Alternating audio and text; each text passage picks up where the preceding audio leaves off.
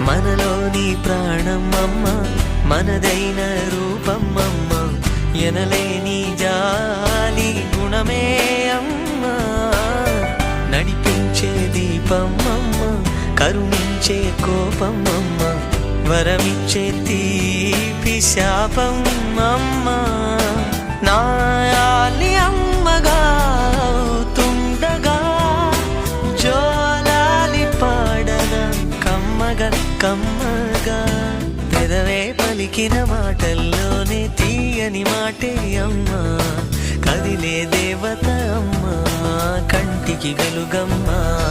తనలో మమతే కలిపి పెడుతుంది ముద్దగా.